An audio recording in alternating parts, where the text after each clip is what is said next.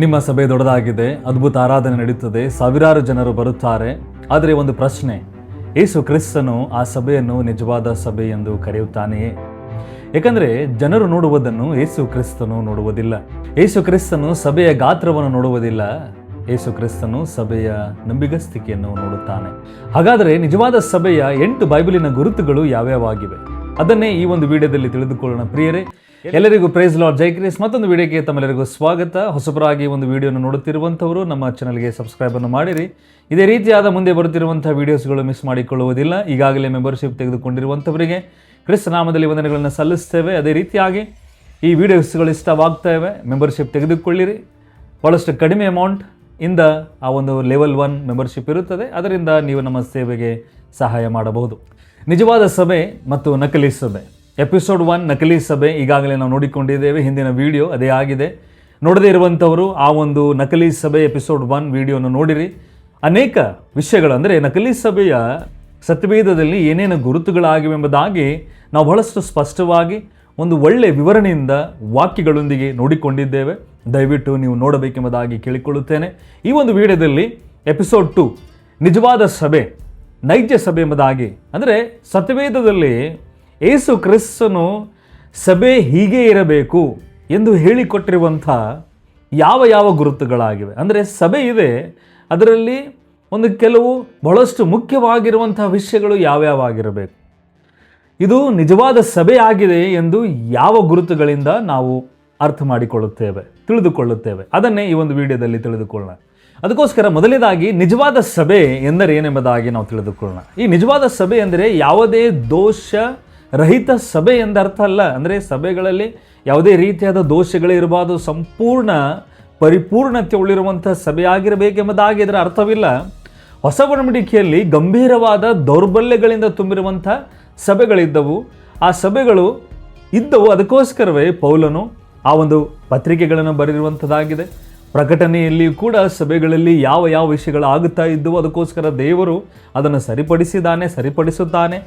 ಸಭೆ ತೀರ್ಪಿಗೆ ಒಳಗಾಗುತ್ತದೆ. ಇವೆಲ್ಲ ವಿಷಯಗಳು ಹೊಸ ಒಡಂಬಡಿಕೆಯಲ್ಲಿ ಕೊಟ್ಟಿರುವಂಥದ್ದಾಗಿದೆ. ಅಂದರೆ ಸಭೆ ಇವೆಲ್ಲ ದೌರ್ಬಲ್ಯಗಳಿಂದ ಹೋಗಿರುವಂಥದ್ದಾಗಿದೆ, ಇರುತ್ತದೆ ಎಂಬುದಾಗಿ. ಅದಕ್ಕೋಸ್ಕರ ಒಂದು ನಿಜವಾದ ಸಭೆ ಕ್ರಿಸ್ತನಿಗೆ ಸೇರಿರುವಂಥದ್ದಾಗಿರಬೇಕು. ಆತನ ವಾಕ್ಯಕ್ಕೆ ಅಧೀನವಾಗಿದೆಯೇ, ಆತನ ಸುವಾರ್ತೆಯನ್ನು ಸಾರುವಂಥದ್ದಾಗಿದೆಯೇ, ಪರಿಶುದ್ಧತೆಯನ್ನು ಹಿಂಬಾಲಿಸುತ್ತದೆಯೇ, ಶಿಷ್ಯರನ್ನು ಮಾಡುತ್ತಾ ಇದೆಯೋ, ನಂಬಿಗಸ್ತಿಕೆಯಿಂದ ಪ್ರೀತಿಸುತ್ತಾ ಇದೆಯೋ, ದೇವರು ಪ್ರೀತಿಸಿದ ಹಾಗೆ ಎಲ್ಲರನ್ನು, ದೇವರನ್ನು, ಮತ್ತು ತಿದ್ದಿದಾಗ ಪಶ್ಚಾತ್ತಾಪ ಪಡುತ್ತಾ ಇದೆಯೋ ಇಲ್ಲವೋ, ಈ ವಿಷಯಗಳನ್ನು ತಿಳಿದುಕೊಳ್ಳುವಂಥದ್ದು, ಈ ವಿಷಯಗಳ ಮೂಲಕವಾಗಿ ಪರಿಶೀಲಿಸುವಂಥದ್ದೇ ನಾವು ತಿಳಿದುಕೊಳ್ಳುತ್ತೇವೆ ಯಾವ ನಿಜವಾದ ಸಭೆಯಾಗಿದೆ ಎಂಬುದಾಗಿ.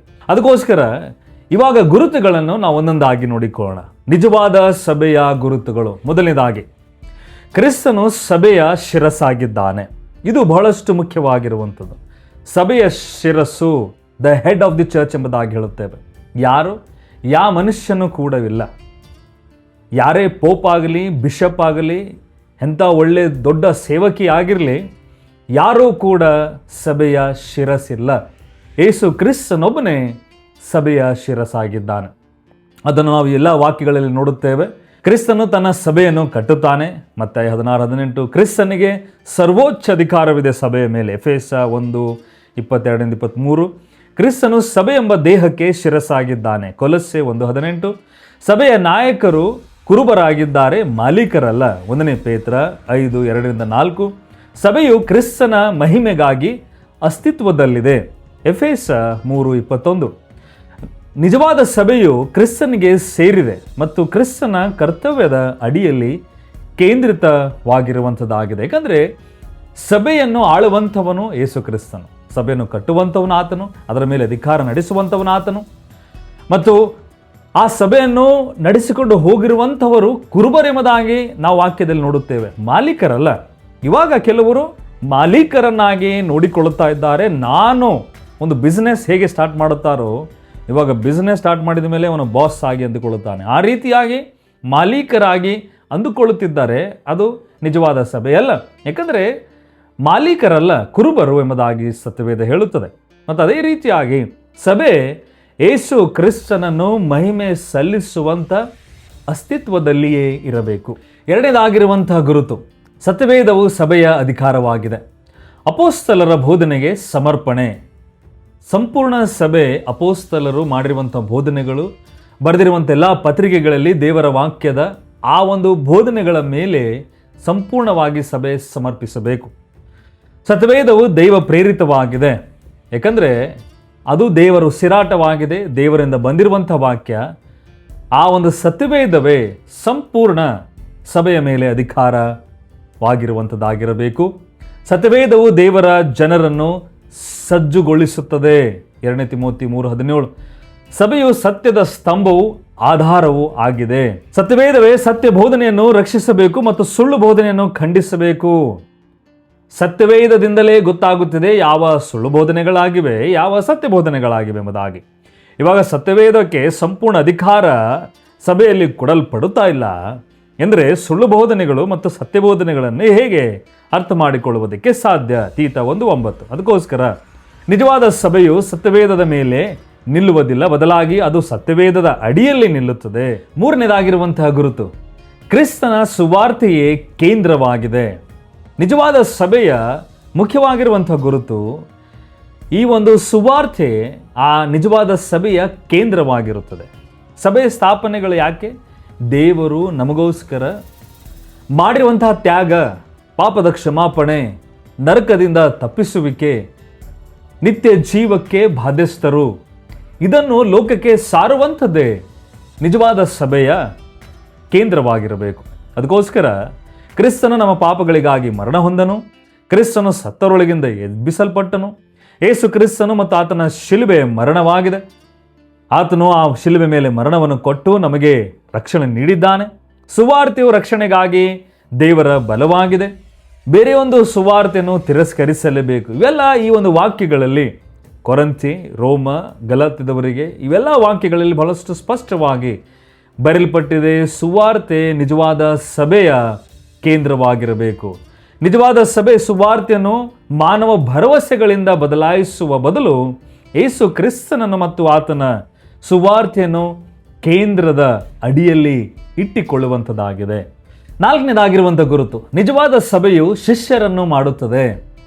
ಶಿಷ್ಯರನ್ನು ಮಾಡುವುದು ಮಹಾ ಆಜ್ಞೆ ಆಗಿದೆ. ಮತ್ತಾಯ 28:19 ಪ್ರಕಾರ ಕ್ರಿಸ್ತನಿಗೆ ವಿಧೇಯರಾಗಲು ಶಿಷ್ಯರಿಗೆ ಕಲಿಸಲಾಗುತ್ತದೆ. ಸಭೆಯ ವಿಶ್ವಾಸಿಗಳನ್ನು ಸೇವೆಗಾಗಿ ಸಜ್ಜುಗೊಳಿಸುತ್ತದೆ. ಸಭೆ ಇದೆ, ಸಭೆ ಅಲ್ಲಿಯೇ ಇರಬೇಕು. ಸಭೆಯಿಂದ ಯಾರೂ ಕೂಡ ಮತ್ತೆ ಸೇವೆಗೆ ತಮ್ಮ ಕರಿವಿಕೆ ತೆಗೆದುಕೊಳ್ಳಬಾರದು, ಸಭೆಯಿಂದ ಯಾರೂ ಕೂಡ ಸೇವೆಗೆ ಹೊರಗೆ ಹೋಗಬಾರದು ಎಂಬುದಾಗಿ ಎಲ್ಲ ಸಭೆ ಇದೆ. ನೀವು ಸೇವಕರನ್ನು ತಯಾರಿಸುವಂಥ ಅಂಥ ಸೇವೆ ಮಾಡುವಂಥ ಶಿಷ್ಯರನ್ನಾಗಿ ಮಾಡುವಂಥ ಒಂದು ಕಾರ್ಯ ಸಭೆದಾಗಿದೆ. ಅದೇ ನಾವು ವಾಕ್ಯದಲ್ಲಿ ನೋಡುತ್ತೇವೆ. ಎಫೆಸ 4:11-12. ವಿಶ್ವಾಸಿಗಳು ಆತ್ಮೀಕ ಪ್ರಬುದ್ಧತೆಯೆಡೆಗೆ ಕರೆಯಲ್ಪಟ್ಟಿದ್ದಾರೆ. ಎಫೆಸ 4:13-15. ವಿಶ್ವಾಸಿಗಳು ಪ್ರಬುದ್ಧರಾಗುವಂತೆ ಕ್ರಿಸ್ತನನ್ನು ಸಾರಲಾಗುತ್ತದೆ. ವಿಶ್ವಾಸಿಗಳು ಬರೀ ವಿಶ್ವಾಸಿಗಳಾಗಿ ಇದ್ದು ಮನಸ್ಸಿನಲ್ಲಿ ನೀವು ನಂಬಿ ಹಾಗೆ ಕೂಡಿರಿ ಎಂಬುದಾಗಿ ಅಲ್ಲ, ಶಿಷ್ಯರನ್ನಾಗಿ ಆಗಿ ನೀವು ಹೊರಗೆ ನಿಮ್ಮ ಒಂದು ಕಾರ್ಯರೂಪಗಳಿಂದ ದೇವರಿಗೆ ಮಹಿಮೆ ಸಲ್ಲಿಸುವಂಥದ್ದು, ವಾಕ್ಯಗಳು ಸಾರುವಂಥದ್ದು, ಸಭೆಗಳನ್ನು ಸ್ಥಾಪಿಸುವಂಥದ್ದಾಗಿರಲಿ, ಅನೇಕ ವಿಧವಾದ ಸೇವೆಗಳಿಂದ ದೇವರನ್ನು ಆರಾಧಿಸುವಂಥದ್ದು, ದೇವರ ರಾಜ್ಯ ಈ ಲೋಕದಲ್ಲಿ ತೋರಿಸುವಂಥ, ಕಟ್ಟುವಂಥ, ತವಕ ಪಡುವಂಥ ಶಿಷ್ಯರಾಗಿರುವಂಥವರ ಜೀವನದಲ್ಲಿ ಕರೆಯುವಿಕೆ ಆಗಿದೆ. ಅದಕ್ಕೋಸ್ಕರ ನಿಜವಾದ ಸಭೆಯು ಕೇವಲ ಹಾಜರಾಗುವವರನ್ನು ಒಟ್ಟುಗೂಡಿಸುವಂಥದ್ದಲ್ಲ, ಅದು ಕ್ರಿಸ್ತನನ್ನು ಇನ್ನೂ ಹೆಚ್ಚೆಚ್ಚಾಗಿ ಹಿಂಬಾಲಿಸುವ ಮತ್ತು ಆತನನ್ನು ಹೋಲುವ ಶಿಷ್ಯರನ್ನು ಅಭಿವೃದ್ಧಿ ಪಡಿಸುವಂಥದ್ದಾಗಿದೆ. ಐದನೇದಾಗಿರುವಂತಹ ಗುರುತು, ನೈಜ ಸಭೆಯು ಪರಿಶುದ್ಧತೆಯನ್ನು ಹಿಂಬಾಲಿಸುತ್ತದೆ. ಈ ನಿಜವಾದ ಸಭೆ ಪರಿಶುದ್ಧತೆಯನ್ನು ಮಾತ್ರ ಅನುಸರಿಸುತ್ತದೆ. ಸಭೆಯಲ್ಲಿ ಯಾವುದೇ ರೀತಿಯಾದ ಮಲಿನತೆ, ಸಭೆಯಲ್ಲಿ ಯಾವುದೇ ರೀತಿಯಾದ ಕಲ್ಮಶಗಳು, ಸಭೆಯಲ್ಲಿ ಯಾವುದೇ ರೀತಿಯಾದ ಕೆಟ್ಟ ವಿಷಯಗಳು, ಕೆಟ್ಟತನ, ದೇವರಿಗೆ ವಿರುದ್ಧವಾಗಿರುವಂಥ ಕಾರ್ಯಗಳು ನಡೆಯಬಾರದೆಂದು ಸಭೆ ಸಂಪೂರ್ಣವಾಗಿ ತನ್ನ ಪ್ರಯತ್ನ ಮಾಡುತ್ತದೆ. ಈ ಸಭೆ ಪವಿತ್ರ ಪರಿಶುದ್ಧತೆಯಲ್ಲಿ ನಡೆದು ಹೋಗುತ್ತಾ ಇರಬೇಕು. ಯಾಕಂದರೆ ದೇವರ ವಾಕ್ಯ ಹೇಳುತ್ತದೆ. ಇಲ್ಲಿ ನೋಡಿ, ಇಷ್ಟೆಲ್ಲ ವಾಕ್ಯಗಳು ಸಭೆ ಪರಿಶುದ್ಧತೆಯಲ್ಲಿ ಇರಬೇಕೆಂಬುದಾಗಿ ಹೇಳುತ್ತದೆ. ದೇವರನ್ನು ತನ್ನ ಜನರನ್ನು ಪರಿಶುದ್ಧತೆಗೆ ಕರೆಯುತ್ತಾನೆ. ವಿಶ್ವಾಸಿಗಳು ಈ ಲೋಕಕ್ಕೆ ಅನುರೂಪರಾಗಬಾರದು, ಭಕ್ತಿಹೀನತೆಯನ್ನು ತಿರಸ್ಕರಿಸಲು ಕೃಪೆಯು ವಿಶ್ವಾಸಿಗಳಿಗೆ ತರಬೇತಿ ನೀಡುತ್ತದೆ. ದೇವಭಕ್ತಿಯು ಜೀವಿತವನ್ನು ನಡೆಸಲು ಕ್ರಿಸ್ತನ ಜನರು ಕರೆಯಲ್ಪಟ್ಟಿದ್ದಾರೆ. ಪರಿಶುದ್ಧತೆಯನ್ನು ಹಿಂಬಾಲಿಸುವಂತೆ ವಿಶ್ವಾಸಿಗಳಿಗೆ ಆಜ್ಞಾಪಿಸಲಾಗಿದೆ. ಇದೆಲ್ಲ ನೋಡುತ್ತೇವೆ. ಪೇತ್ರ, ರೋಮ, ತೀತ, ಇಬ್ರಿಯ ಎಲ್ಲ ವಾಕ್ಯಗಳು ಸಭೆ ಪರಿಶುದ್ಧತೆಯಲ್ಲಿರಬೇಕು, ಅದರಲ್ಲಿಯೇ ನಡೆಯಬೇಕು. ಅದಕ್ಕೋಸ್ಕರ ನಿಜವಾದ ಸಭೆಯು ಪರಿಶುದ್ಧತೆಯನ್ನು ಗಂಭೀರವಾಗಿ ಪರಿಗಣಿಸಬೇಕು. ಯಾಕಂದರೆ ದೇವರ ಕೃಪೆಯು ಆತನು ರಕ್ಷಿಸುವವರ ಜೀವನವನ್ನು ಮಾರ್ಪಡಿಸುವಂಥದ್ದಾಗಿದೆ. ಆರನೇದಾಗಿರುವಂಥ ಗುರುತು, ನಿಜವಾದ ಸಭೆಯು ಸತ್ಯ ಮತ್ತು ಪ್ರೀತಿಯನ್ನು ಒಟ್ಟಿಗೆ ಹಿಡಿದಿಟ್ಟುಕೊಳ್ಳುತ್ತದೆ. ನಿಜವಾದ ಪ್ರೀತಿ ಬರೀ ನಾವು ಪ್ರೀತಿ ಮಾಡುತ್ತೇವೆ, ಯಾಕಂದರೆ ದೇವರು ಹೇಳಿದ್ದಾನೆ ನಾವು ಇಡೀ ಲೋಕಕ್ಕೆ ಪ್ರೀತಿಸಬೇಕು, ನಮ್ಮ ನೆರೆಹೊರೆಯನ್ನು ಪ್ರೀತಿಸಬೇಕು. ಅದಕ್ಕೋಸ್ಕರ ನೆರೆಹೊರು ಏನೇ ಮಾಡಲಿ, ಸಭೆಯಲ್ಲಿ ಯಾರು ಏನೇ ಕೆಟ್ಟದ ವಿಷಯಗಳು ಮಾಡಲಿ, ಯಾರು ದೇವರ ವಾಕ್ಯದ ವಿರೋಧವಾಗಿ ನಂಬಲಿ, ಅವೆಲ್ಲ ವಿಷಯಗಳು ನಾವು ಒಪ್ಪಿಕೊಳ್ಳುತ್ತೇವೆ. ಯಾಕಂದರೆ ನಾವು ಪ್ರೀತಿ ಮಾಡಬೇಕು. ಯಾಕಂದರೆ ದೇವರು ಹೇಳಿದ್ದಾನೆ ಪ್ರೀತಿಸಿರಿ. ಈ ಒಂದು ವಿಷಯದಲ್ಲಿ ಇವಾಗ ನಾವು ಹೊರಗಿನ ದೇಶಗಳಲ್ಲಿ ನೋಡುತ್ತಾ ಇದ್ದೇವೆ ಪ್ರಿಯರೇ, ಅನೇಕ ಪಾಪ ವಿಷಯಗಳನ್ನು ಅವರು ಒಪ್ಪಿಕೊಳ್ಳುತ್ತಾ ಇದ್ದಾರೆ. ಬಹಳಷ್ಟು ಕೆಲವು ಹೇಳಿಕೊಳ್ಳಬೇಕಾಗಿರುವಂಥ ವಿಷಯಗಳು ಭ್ರೂಣಲಿಂಗ ಹತ್ಯೆ, ಅಂದರೆ ಹೊಟ್ಟೆಯಲ್ಲಿದ್ದಾಗ ಯಾವ ಮಗುವಾಗಿದೆ ಎಂಬುದಾಗಿ ತಿಳಿದುಕೊಂಡು ಆ ಮಗು ಏನೇ ಒಂದು ಕಾರಣಗಳಿಗೋಸ್ಕರ ಅದನ್ನು ಹತ್ಯೆ ಮಾಡುವಂಥದ್ದು. ಸತ್ಯವೇದ ಹೇಳುವಂಥದ್ದು ಏನಂದರೆ ನರಹತ್ಯೆ ಮಾಡಲೇಬಾರದು. ಅದರ ಅರ್ಥ ಮನುಷ್ಯನನ್ನು ಕೊಂದು ಹಾಕುವಂಥದ್ದು ಮನುಷ್ಯನ ಕೆಲಸವಿಲ್ಲ. ಇವಾಗ ಆ ಒಂದು ಮಗುವನ್ನು ಹತ್ಯೆ ಮಾಡುವಂಥದ್ದು ಅಲ್ಲಿ ಕಾನೂನಾಗಿಬಿಟ್ಟಿದೆ. ಎಷ್ಟೋ ಲಕ್ಷಗಟ್ಟಲೆ 72 ಲಕ್ಷ ಒಂದು ಹೊಟ್ಟೆಯಲ್ಲಿಯೇ ಅಬೋರ್ಷನ್ಸ್ ಆಗಿವೆಂಬುದಾಗಿ ಒಂದು ಸ್ಟಡಿ ಹೇಳುತ್ತದೆ ಪ್ರಿಯರೇ. ಅಂದರೆ ಇಂಥ ಭಯಂಕರವಾಗಿರುವಂಥ ವಿಷಯಗಳು ಬರುತ್ತವೆ. ಏಕೆ? ಸಭೆಯೂ ಕೂಡ ಇದನ್ನು ಮಾಡಲಿ, ಅವರ ಒಂದು ಒಳ್ಳೆಯದಕ್ಕಾಗಿ ಅವರು ಮಾಡ್ತಾ ಇದ್ದಾರೆ, ಅದು ಮಾಡುವಂಥದ್ರಲ್ಲಿ ಏನೂ ತಪ್ಪಿಲ್ಲ ಎಂಬುದಾಗಿ ಅಲ್ಲಿರುವಂಥ ಕೆಲವು ಸಭೆಗಳು, ಕೆಲವು ಸೇವಕರು ಕೂಡ ಅದನ್ನು ಒಪ್ಪಿಗೆ ಕೊಡ್ತಾ ಇದ್ದಾರೆ. ಇನ್ನೂ ಕೆಲವು ಕಡೆ ಸಮವಾಗಿರುವಂಥ ಲಿಂಗಗಳ ನಡುವೆ ಮದುವೆ ಆಗುವಂಥದ್ದು, ಅಂದರೆ ಗಂಡಸಿಗೆ ಮದುವೆ, ಹೆಣ್ಣಿಗೆ ಮದುವೆ, ಸಂಪೂರ್ಣವಾಗಿರುವಂಥ ದೇವರ ವಾಕ್ಯದ ವಿರುದ್ಧವಾಗಿರುವಂಥ ಈ ಕಾರ್ಯ ಅಲ್ಲಿ ಇದು ನಡೀತಾ ಇದೆ. ಯಾಕಂದರೆ ನಾವು ದೇವರಿಗೆ ಪ್ರೀತಿಸ್ತೇವೆ, ದೇವರು ನಮ್ಮನ್ನು ಪ್ರೀತಿಸ್ತಾನೆ, ನಾವು ಇನ್ನೊಬ್ಬರನ್ನು ಪ್ರೀತಿಸಬೇಕು. ಅದಕ್ಕೋಸ್ಕರ ಇವರು ಈ ರೀತಿಯಾಗಿ ಗಂಡ ಮದುವೆ ಮಾಡಿಕೊಳ್ಳುವಂಥದ್ದು, ಹೆಣ್ಣು ಮದುವೆ ಮಾಡಿಕೊಳ್ಳುವಂಥದ್ರಲ್ಲಿ ಏನೂ ತಪ್ಪಿಲ್ಲ. ಈ ಪ್ರೀತಿಯನ್ನು ಒಂದು ಸುಳ್ಳಾಗಿ ಅರ್ಥ ಮಾಡಿಕೊಂಡು ದೇವರ ವಿರುದ್ಧವಾಗಿರುವಂಥ ಕಾರ್ಯಗಳನ್ನು ಸಭೆ ಒಪ್ಪಿಗೆ ಕೊಡುವಂಥದ್ದಾಗಿದೆ. ಅದಕ್ಕೋಸ್ಕರ ಇಲ್ಲಿ ಈ ಒಂದು ಅಂಶ ಗುರುತು ಏನು ಕೊಡ್ತಾ ಇದೆ, ಸತ್ಯ ಮತ್ತು ಪ್ರೀತಿ ಒಟ್ಟಿಗೆ ಹಿಡಿದಿಟ್ಟುಕೊಳ್ಳುವಂಥದ್ದಾಗಿದೆ. ಬರೀ ಸತ್ಯ ಪ್ರೀತಿ ಬೇಡ ಎಂಬುದಾಗಿ ಅಲ್ಲ, ಬರೀ ಪ್ರೀತಿ ಬೇಕು ಸತ್ಯ ಬೇಡ ಎಂಬುದಾಗಿ ಅಲ್ಲ, ಎರಡೂ ಒಟ್ಟಿಗೆ ಹಿಡಿದುಕೊಂಡು ಸಭೆ ಹೋಗುವಂಥದ್ದಾಗಿರಬೇಕು. ಕ್ರಿಸ್ತನ ಶಿಷ್ಯರು ಅವರ ಪ್ರೀತಿಯಿಂದ ಗುರುತಿಸಲ್ಪಡುತ್ತಾರೆ. ಪ್ರೀತಿಯು ದೀರ್ಘಶಾಂತಿಯು ದಯೆಯು ಉಳ್ಳವಾಗಿದೆ. ಪ್ರೀತಿಯನ್ನು ಸತ್ಯದಿಂದ ಬೇರ್ಪಡಿಸಬಾರದು. ಪ್ರೀತಿಯು ದೇವರ ನೈತಿಕ ಆಜ್ಞೆಯನ್ನು ನೆರವೇರಿಸುತ್ತದೆ. ಶುದ್ಧವಾದ ಭಕ್ತಿಯು ಪ್ರಾಯೋಗಿಕ ಕಾಳಜಿಯನ್ನು ಮೂಲಕ ಮುಕ್ತವಾಗುತ್ತದೆ. ಅದಕ್ಕೋಸ್ಕರ ನಿಜವಾದ ಸಭೆಯು ಸತ್ಯ ಮತ್ತು ಪ್ರೀತಿಯ ನಡುವೆ ಒಂದನ್ನು ಆಯ್ಕೆ ಮಾಡಲು ನಿರಾಕರಿಸುತ್ತದೆ. ಸತ್ಯವನ್ನಾದರೂ ಆಯ್ಕೆ ಮಾಡಿರಿ, ಪ್ರೀತಿಯನ್ನಾದರೂ ಆಯ್ಕೆ ಮಾಡಿರಿ. ಇಲ್ಲ, ನಿಜವಾದ ಸಭೆ ಎರಡೂ ಬೇಕೆಂಬುದಾಗಿ ಹೇಳುವಂಥದ್ದಾಗಿದೆ. ಅದೇ ದೇವರು ಹೇಳಿರುವಂಥ, ಕ್ರಿಸ್ತನು ಹೇಳಿರುವಂಥ ಸಭೆಗೆ ಆಜ್ಞೆ ಆಗಿದೆ. ಅದು ಪ್ರೀತಿಯಿಂದ ಸತ್ಯವನ್ನು ಮಾತನಾಡುತ್ತದೆ ಮತ್ತು ಸತ್ಯಕ್ಕೆ ಅನುಗುಣವಾಗಿ ಪ್ರೀತಿಯನ್ನು ಪ್ರದರ್ಶನ ಮಾಡುತ್ತದೆ, ತೋರಿಸುತ್ತದೆ. ಏಳನೇದಾಗಿರುವಂಥ ಗುರುತು, ನಿಜವಾದ ಸಭೆಯು ಸತ್ಯವೇದ ಆಧಾರಿತ ನಾಯಕತ್ವವನ್ನು ಹೊಂದಿದೆ. ಸತ್ಯವೇದದಲ್ಲಿ ಸಭೆಯ ಒಂದು ನಾಯಕತ್ವ ಹೇಗಿರಬೇಕು, ಯಾವ ವಿಷಯಗಳಿಂದ ಇರಬೇಕೆಂಬುದಾಗಿ ಬಹಳಷ್ಟು ಸ್ಪಷ್ಟವಾಗಿ ಪೌಲನು ತಿಮೋತಿಯನಿಗೆ ಬರೆದಿರುವಂಥ ಪತ್ರಿಕೆಯಲ್ಲಿ ಬಹಳಷ್ಟು ಸ್ಪಷ್ಟವಾಗಿ ಕೊಟ್ಟಿದ್ದಾನೆ, ನಾಯಕನು ಹೇಗಿರಬೇಕೆಂಬುದಾಗಿ. ಈ ಒಂದು ನಾಯಕನು ಸತ್ಯವೇದದ ಆಧಾರಿತವಾಗಿರುವಂಥ ನಾಯಕನಾಗಿರಬೇಕು. ಲೌಕಿಕವಾಗಿ ಪ್ರಭಾವದಿಂದ ತುಂಬಿರುವಂಥ ನಾಯಕನಾಗಿರಬಾರದು. ಲೌಕಿಕವಾಗಿ ಅಂದರೆ ಲೌಕಿಕ ಪ್ರಭಾವದಿಂದ ತುಂಬಿರುವಂಥ ನಾಯಕನಾದರೆ ಅವನು ನಾಲಾಯಕನಾಗಿರುತ್ತಾನೆ ಸಭೆಯಲ್ಲಿ. ಯಾಕಂದರೆ ಅವನು ಲೌಕಿಕವಾಗಿರುವಂಥ ವಿಷಯಗಳು ಸಭೆಯಲ್ಲಿ ತರುತ್ತಾನೆ. ಯಾಕಂದರೆ ಸಭೆ ಸತ್ಯವೇದದ ಅನುಸಾರವಾಗಿ ಹೋಗುವಂಥದ್ದಾಗಿದೆ. ಆದರೆ ಅವನು ಲೌಕಿಕವಾಗಿರುವಂಥ ವಿಷಯಗಳು ಸಭೆಗೆ ತರುತ್ತಾನೆ, ಅದು ನಡೆಯುತ್ತದೆ ಎಂಬುದಾಗಿ ಹೇಳುತ್ತಾನೆ. ಅದಕ್ಕೋಸ್ಕರ ನಾಯಕರು ದೋಷರಹಿತರಾಗಿರಬೇಕು. ನಾಯಕರು ಆತ್ಮಿಕ ಪ್ರಬುದ್ಧತೆಯನ್ನು ಪ್ರದರ್ಶಿಸಬೇಕು. ನಾಯಕರು ಸತ್ಯಬೋಧನೆಯನ್ನು ಕಲಿಸುವ ಸಾಮರ್ಥ್ಯ ಉಳ್ಳವರಾಗಿರಬೇಕು. ನಾಯಕರು ದುರಾಶೆಯಿಂದ ತಮ್ಮನ್ನು ತಾವು ದೂರ ಇಟ್ಟುಕೊಳ್ಳಬೇಕು. ನಾಯಕರು ಅಧಿಕಾರ ಚಲಾಯಿಸದೆ ಸಭೆಯನ್ನು ಕಾಯಬೇಕು. ನಾಯಕರಿದ್ದಾರೆ, ಅವರ ಅಧಿಕಾರವನ್ನು ಚಲಾಯಿಸುತ್ತಾರೆ.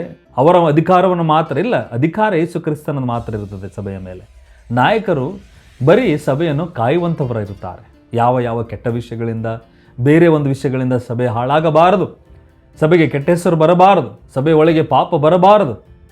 ಈ ವಿಷಯಗಳನ್ನು ನೋಡಿಕೊಳ್ಳುವಂಥ ಜವಾಬ್ದಾರಿ ನಾಯಕರದಾಗಿರುತ್ತೆ. ಅದಕ್ಕೋಸ್ಕರ ಸತ್ಯವೇದ ಆಧಾರಿತ ನಾಯಕತ್ವವು ಗುಣಲಕ್ಷಣ, ಬೋಧನೆ, ಪ್ರಬುದ್ಧತೆ ಮತ್ತು ಸೇವಕ ಹೃದಯದ ಪಾಲನೆಯಿಂದ ಅಳೆಯಲ್ಪಡುತ್ತದೆ ಹೊರತು ವರ್ಚಸ್ಸು ಅಥವಾ ಜನಪ್ರಿಯತೆಯಿಂದಲ್ಲ. ಅಂದರೆ ಅವರು ಮಾಡುವಂಥ ಕೆಲವು ಆಕರ್ಷಕವಾಗಿರುವಂಥ ಗುಣಗಳಿಂದ, ಕಾರ್ಯಗಳಿಂದ ಅಲ್ಲ. ಏನೋ ವಿಷಯಗಳನ್ನು ಮಾಡಿ ಜನಪ್ರಿಯತೆಯಿಂದ ನಾವು ನೋಡಿಕೊಂಡು ಹೋಗ್ತೇವೆ. ಎಲ್ಲರೂ ಜನರು ನಮ್ಮನ್ನು ಸೇರುತ್ತಾರೆ, ನಂಬುತ್ತಾರೆ. ಅದಕ್ಕೋಸ್ಕರ ನಾವು ಸಭೆಯ ನಾಯಕರಾಗಿರುತ್ತೇವೆ ಎಂಬುದಾಗೆಲ್ಲ. ಸಭೆ ನಾಯಕರು ಸತ್ಯವೇದದ ಆಧಾರಿತವಾಗಿರುವಂಥ ನಾಯಕರಾಗಿರಬೇಕು. 8ನೇದಾಗಿರುವಂಥ ಗುರುತು, ನಿಜವಾದ ಸಭೆಯು ನಂಬಿಗಸ್ತಿಗೆ ಬೆಲೆ ತರಬೇಕಾದಾಗಲೂ ನಂಬಿಗಸ್ತವಾಗಿಯೇ ಉಳಿದುಕೊಳ್ಳುತ್ತದೆ.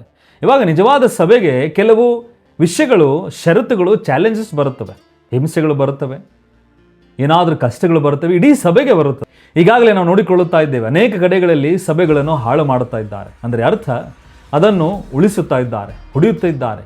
ಒಂದು ಹಿಂಸೆಯಿಂದ ಸಭೆ ಒಳಗೊಳ್ಳುತ್ತಾ ಇದೆ. ಇದರ ಕುರಿತಾಗಿ ಒಂದು ವಿಡಿಯೋವನ್ನು ಮಾಡಿದ್ದೇವೆ, ಕ್ರೈಸ್ತರ ಮೇಲೆ ಹಿಂಸೆ, ಅದನ್ನು ನೋಡಿರಿ.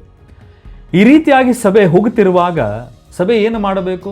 ಸಭೆ ಲೌಕಿಕವಾಗಿರುವಂತಹ ಕೆಲವು ವಿಧಾನಗಳನ್ನು ಬಳಸಿಕೊಂಡು ಆ ಒಂದು ಹಿಂಸೆಯಿಂದ ಹೊರಗೆ ಬರುವಂಥ ಕಾರ್ಯವನ್ನು ಸಭೆ ಮಾಡಬೇಕೋ? ಇಲ್ಲ. ಆ ಒಂದು ಸಮಯದಲ್ಲಿ ಕೂಡ ಸಭೆ ನಂಬಿಗಸ್ತಿಕೆಯಿಂದಿರಬೇಕು. ಎಲ್ಲ ಸಭೆಗಳಲ್ಲಿ ಜನಪ್ರಿಯತೆಗಿಂತ ನಂಬಿಗಸ್ತಿಕೆ ಹೆಚ್ಚು ಮೌಲ್ಯವಾಗಿದೆ. ಪ್ರಕಟಣೆ 2:10. ಕಷ್ಟಗಳನ್ನು ಅನುಭವಿಸೋದು ಎಂದರೆ ದೇವರು ತನ್ನ ಸಭೆಯನ್ನು ಕೈಬಿಟ್ಟಿದ್ದಾನೆ ಎಂದರ್ಥವಿಲ್ಲ. ಲೌಕಿಕವಾಗಿ ಕಡಿಮೆ ಬಲವಿದ್ದರೂ ಶ್ರೇಷ್ಠವಾದ ನಂಬಿಗಸ್ತಿಕೆ ಇರಬಹುದು. ಹೊರಗಿನ ಯಶಸ್ಸು ಆತ್ಮಿಕ ಆರೋಗ್ಯವನ್ನು ಖಾತರಿಪಡಿಸುವುದಿಲ್ಲ. ಕ್ರಿಸ್ತನು ತನ್ನ ಸಭೆಗಳ ನಂಬಿಗಸ್ತಿಕೆಯನ್ನು ಮೌಲ್ಯಮಾಪನ ಮಾಡುವುದಿಲ್ಲ.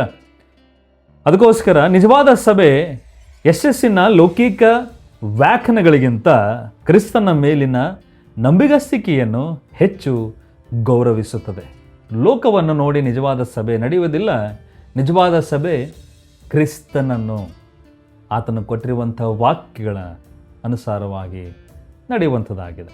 ಈ ಒಂದು ಸ್ಕ್ರೀನ್ ಮೇಲೆ ಬಂದಿರುವಂಥ ಒಂದು ಚಾರ್ಟನ್ನು ನೋಡಿರಿ. ಯೇಸು ಕ್ರಿಸ್ತನ ತನ್ನ ಸಭೆಯನ್ನು ಹೇಗೆ ಒಂದು ಮೌಲ್ಯಮಾಪನ ಮಾಡುತ್ತಾನೆ. ಪ್ರಕಟಣೆ 2-3 ಪ್ರಕಾರ ಸಭೆಯಾಗಿದೆ. ದೈವಿಕ ಮೌಲ್ಯಮಾಪನ ಮತ್ತು ಸತ್ಯವೇದ ಆ ಒಂದು ರೆಫರೆನ್ಸ್ ಅಲ್ಲಿ ಕೊಡಲ್ಪಟ್ಟಿದೆ. ನೀವು ಇದನ್ನು ನೋಡಿರುವ ಹಾಗೆ ಪಾಸ್ ಮಾಡಿ ನೋಡಿ ಅರ್ಥ ಮಾಡಿಕೊಳ್ಳಿರಿ. ಅದಕ್ಕೋಸ್ಕರ ಅಂತಿಮ ಸವಾಲು ನಮ್ಮೆಲ್ಲರಿಗೆ, ಪ್ರತಿಯೊಂದು ಸಭೆಗೆ ಪ್ರಶ್ನೆ ಕೇವಲ ಇದಲ್ಲ, ಯಾವ ಸಭೆಯು ನಿಜವಾದ ಸಭೆಯಾಗಿದೆ ಎಂಬುದಾಗಿ. ಆಳವಾದ ಪ್ರಶ್ನೆ ಏನಾಗಿದೆ? ನಾವು ಎಂತಹ ಸಭೆಯಾಗುತ್ತಿದ್ದೇವೆ? ನಾವು ಎಂತಹ ಸಭೆಯಾಗುತ್ತಿದ್ದೇವೆ? ಮೊದಲನೇದಾಗಿರುವಂಥ ಪ್ರಶ್ನೆ, ನಾವು ಕ್ರಿಸ್ತನ ಮೇಲೆ ಕೇಂದ್ರಿತರಾಗಿದ್ದೇವೆಯೇ? ನಾವು ಸತ್ಯವೇದಕ್ಕೆ ಅಧೀನರಾಗಿದ್ದೇವೆಯೇ? ನಾವು ಸತ್ಯವೇದದ ಸುವಾರ್ತೆಯನ್ನು ಸಾರುತ್ತಿದ್ದೇವೆ? ನಾವು ಶಿಷ್ಯರನ್ನು ಮಾಡುತ್ತಿದ್ದೇವೆಯೇ? ನಾವು ಪರಿಶುದ್ಧತೆಯನ್ನು ಹಿಂಬಾಲಿಸುತ್ತಾ ಇದ್ದೇವೆಯೇ? ನಾವು ಸತ್ಯ ಮತ್ತು ಪ್ರೀತಿಯಲ್ಲಿ ನಡೆಯುತ್ತಾ ಇದ್ದೇವೆ? ನಮ್ಮ ನಾಯಕರು ಸತ್ಯವೇದದ ಮಾನದಂಡಗಳ ಪ್ರಕಾರ ಸೇವೆ ಸಲ್ಲಿಸುತ್ತಾ ಇದ್ದಾರೆಯೇ? ನಂಬಿಗಸ್ತಿಕೆಗೆ ಬೆಲೆ ತರಬೇಕಾದಾಗಲೂ ನಾವು ನಂಬಿಗಸ್ತರಾಗಿ ಉಳಿಯಲು ಸಿದ್ಧರಾಗಿದ್ದೇವೆಯೇ? ಯಾಕಂದರೆ ಸಭೆಯು ನಮಗೆ ಸೇರಿದ್ದಲ್ಲ. ಅನೇಕರು ತಿಳಿದುಕೊಳ್ಳುತ್ತಾರೆ, ಇದು ನನ್ನ ಸಭೆ ಆಗಿದೆ. ಸಭೆ ನಮಗೆ ಸೇರಿದ್ದಲ್ಲ. ಸಭೆ ಯಾರಿಗೆ ಸೇರಿದ್ದು? ಯೇಸು ಕ್ರಿಸ್ತನಿಗೆ ಸೇರಿದ್ದು. ಆತನು ಬೋಧನೆಯನ್ನು ನೋಡುತ್ತಾನೆ, ಆತನು ಫಲವನ್ನು ನೋಡುತ್ತಾನೆ, ಆತನು ಪ್ರೀತಿಯನ್ನು ನೋಡುತ್ತಾನೆ, ಆತನು ಪರಿಶುದ್ಧತೆಯನ್ನು ನೋಡುತ್ತಾನೆ, ಆತನು ನಂಬಿಗಸ್ತಿಕೆಯನ್ನು ನೋಡುತ್ತಾನೆ. ಅದಕ್ಕೋಸ್ಕರ ನಮ್ಮ ಪ್ರಾರ್ಥನೆ ಕೇವಲ ಹೀಗಿರಬಾರದು, ಕರ್ತನೇ ಯಾವ ಸಭೆಗಳು ನಕಲಿ ಎಂದು ನನಗೆ ತೋರಿಸು. ನಮ್ಮ ಪ್ರಾರ್ಥನೆ ಹೇಗಿರಬೇಕು? ಕರ್ತನೇ ನಿನ್ನ ಸಭೆಯನ್ನು ನಂಬಿಗಸ್ತವಾಗಿಸಲು ಮತ್ತು ನನ್ನನ್ನು ನಿನಗೆ ನಂಬಿಗಸ್ತನಾಗಿ ಮಾಡು. ಏಕೆಂದರೆ ಕೇವಲ ಕ್ರೈಸ್ತರಂತೆ ಕಾಣುವ ಸಭೆಯನ್ನು ಹುಡುಕುವುದು ನಮ್ಮ ಗುರಿಯಲ್ಲ. ನಮ್ಮ ಗುರಿ ಏನಾಗಿದೆ? ಅಂತ್ಯದವರೆಗೂ ಕ್ರಿಸ್ತನಿಗೆ ನಂಬಿಗಸ್ತರಾಗಿ ಉಳಿಯುವಂಥದ್ದಾಗಿದೆ, ಕ್ರಿಸ್ತನಂತಾಗುವಂಥದ್ದಾಗಿದೆ, ಕ್ರಿಸ್ತನಿಗೆ ವಿಧೇಯರಾಗುವಂಥದ್ದಾಗಿದೆ.